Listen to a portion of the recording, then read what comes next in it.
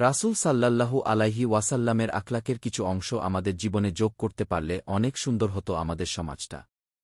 রাসূল সাল্লাল্লাহু আলাইহি ওয়াসাল্লাম রাগ হতেন কিন্তু গালি দিতেন না। তিনি মজা করতেন কিন্তু মিথ্যা বলতেন না।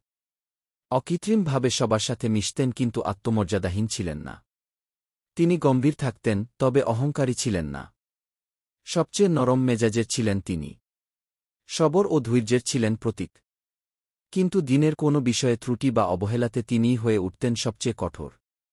কখনো কখনো দামি পোশাক পরেছেন কিন্তু শো অফ করতেন না। তালিযুক্ত জামাও থাকত কিন্তু অকৃতজ্ঞ ছিলেন না। দূর থেকে কেউ তাকে দেখলে ভয় পেত। কিন্তু তার সাথে মিশলে তিনিই হয়ে উঠতেন তার সবচেয়ে প্রিয়। পরিবারকে শাসন করতেন তবে বদমেজাজি ছিলেন না। পরিবারকে ভালোবাসতেন কিন্তু দিনের ব্যাপারে কোনো ছাড় দিতেন না। তাকে সাহাবীরা সর্বোচ্চ সম্মান ও শ্রদ্ধা করতেন, তার সামনে উঁচু আওয়াজে কথা বলতেন না।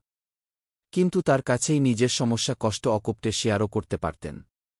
তিনি এমনই একজন ছিলেন যাকে একই সাথে শ্রদ্ধা ও ভালোবাসা, ভয় ও মুহাব্বত করা যেত। ভারসাম্য ও সর্বোত্তম আখলাকের অধিকারী ছিলেন আমার রাসূল সাল্লাল্লাহু আলাইহি ওয়াসাল্লাম।